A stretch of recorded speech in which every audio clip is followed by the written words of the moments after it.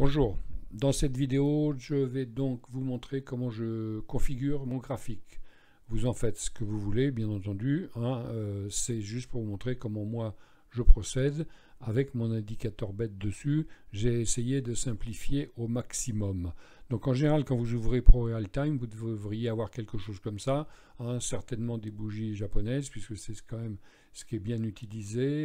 Il y a toute une technique, hein, pour analyser. Par exemple, on voit qu'ici, il y a une belle enveloppement baissière, donc on vend ici, vous voyez, on y est. Ici, on a un marteau, ça veut dire qu'on va repartir à la hausse, donc on achète ici, il repart. Bref, c'est une analyse, c'est complètement différent de ce que je vais vous montrer, parce que moi, je vais vous montrer comment j'utilise mon indicateur bête, et c'est bête parce qu'en fait, il suffit de suivre les signaux qu'il donne et d'analyser pourquoi il a donné le signal avant de rentrer. Voilà.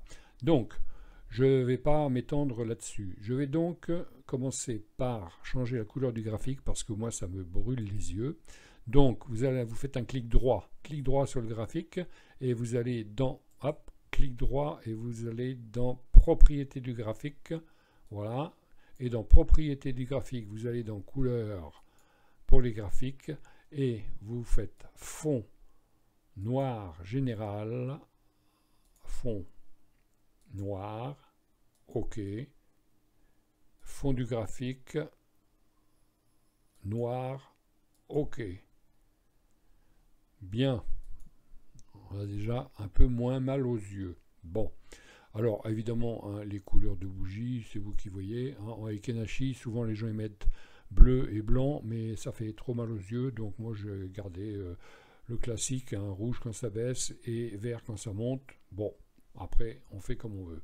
Bien, ensuite, qu'est-ce que je fais?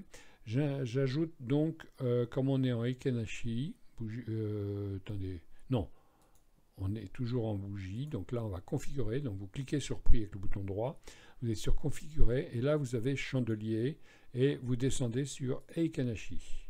Voilà. Vous dites Ekenashi et le reste on n'y touche pas. Bon, non, moi j'y touche pas, hein, ça me convient comme ça. Donc voilà, on est en Ekenashi. Le Ekenashi, le problème c'est qu'on ne voit pas où ça a ouvert et où ça a fermé.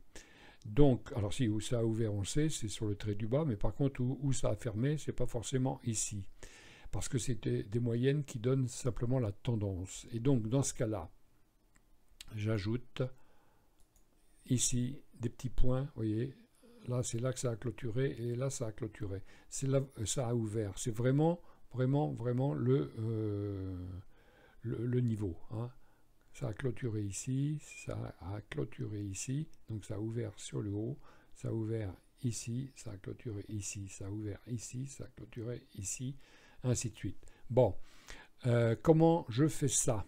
Alors je vous explique. Configurer. J'ajoute une moyenne mobile simple. Donc je cherche moyenne mobile simple. Voilà. Période 1. Je ne touche pas au reste. Et je mets à la hausse en vert et à la baisse en bleu. Et j'ai remarqué que c'était... Bon, on va mettre un bleu un peu plus clair pour que ça se voit mieux sur le graphique. Ok, voilà, on voit mieux. Vous voyez, bleu, vert. Donc ça, c'est la hausse. Le reste, c'est le mouvement qu'il y a eu dans la journée. Bon. Hop, je ne vous fais pas un cours sur l'Ekenashi, c'est autre chose, vous regarderez ça sur internet, on trouve tout ce qu'on veut dessus. Moi je vous montre comment je configure mon graphique et on va parler après de l'indicateur bête dans une autre vidéo. Bien, une fois que j'ai fait ça, je vais ajouter une moyenne 200 qui me sert de base de tendance. Donc je fais un clic droit, je fais ajouter un... Allez, alors bien un clic droit dans le graphique, hein, pour ajouter une moyenne mobile. Donc ensuite vous cherchez dans les moyennes mobiles et elle est là, mais si vous ne la trouvez pas, hein, vous tapez ici moyenne et on va vous en proposer plein, hein, d'accord. Donc moi je prends une moyenne mobile exponentielle parce qu'elle tient compte beaucoup plus de ce qui se passe sur le marché, voilà, et je mets la couleur en bleu-vert quand ça monte et en rouge quand ça baisse. La moyenne mobile 200, c'est quelque chose qui est très suivi donc, par les traders. c'est 200 périodes, c'est-à-dire 200 périodes en avant. Par exemple, ici, comme on est en journalier, ah non, je suis en 15 minutes, oh bah d'accord, attendez, c'est pas grave, hein. Hop, j'ai oublié, excusez-moi, hop, en un jour, voilà. Donc comme c'est journalier, c'est la moyenne de 200 jours avant. Donc on voit bien hein, que le CAC 40,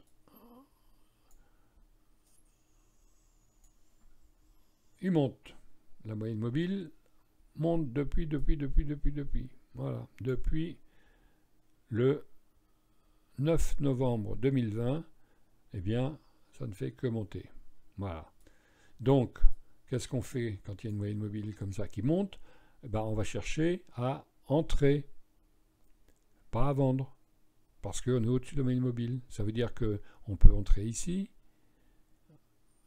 avec un stop, vous voyez, il n'est pas touché. On peut entrer ici, avec un stop ici, il n'est pas touché. On peut entrer ici, on peut entrer ici, on peut entrer ici. Bien, mais tout ça, c'est facile à voir après. Ce qui est intéressant, c'est que quelque chose nous dit c'est là qu'il faut rentrer et pas là, par exemple, ou pas là, puisque après ça baisse. Donc, qu'est-ce qui peut nous dire ça? Eh bien, c'est l'indicateur bête et méchant. Il est bête. Lui, il voit que ça va partir, il le dit. Bon, mais encore faut-il l'analyser avec autre chose, et cette autre chose, eh bien, c'est quelque chose qui a été mis au point en 1995 par M. Bill Williams.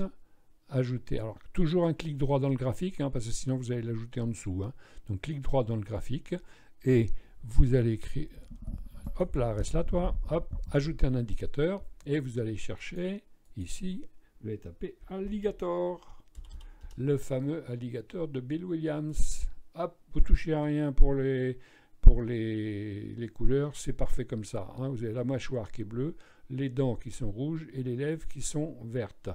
Alors, qu'est-ce que c'est que cet alligator? Alors, si vous ne connaissez pas l'alligator, vous trouvez tout ce que vous voulez sur Internet, hein, bien sûr. Vous tapez alligator de Bill Williams et vous verrez, il y a des tonnes de stratégies à base de cet indicateur qui utilise, disons, ce qu'on appelle le momentum, c'est-à-dire le bon moment pour rentrer, quoi, hein.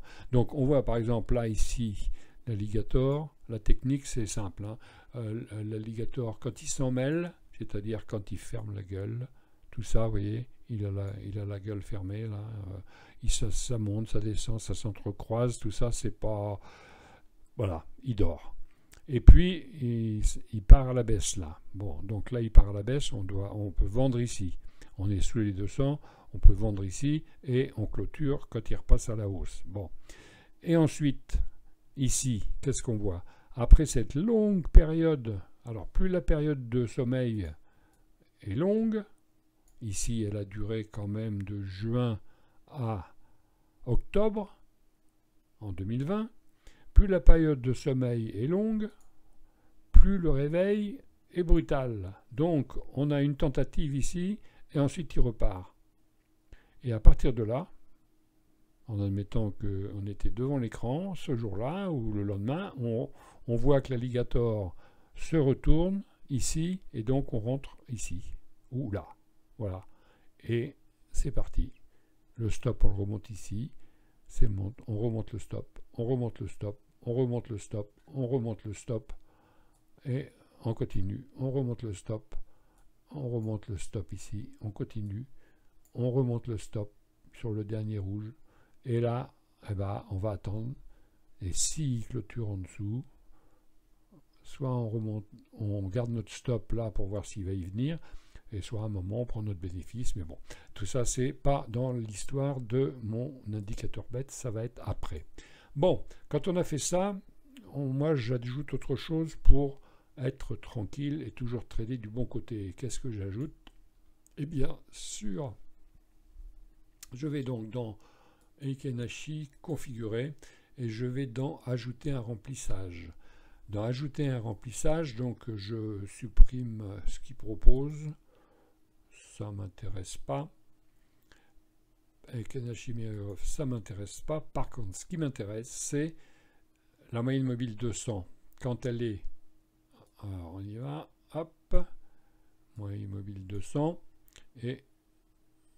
Tiens, c'est amusant, il n'affiche rien. EMA, d'accord, ouais, zone de couleur. Et hop. Donc,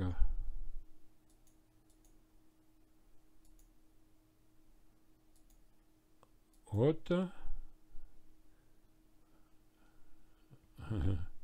Ah oui, c'est amusant parce qu'il affiche rien.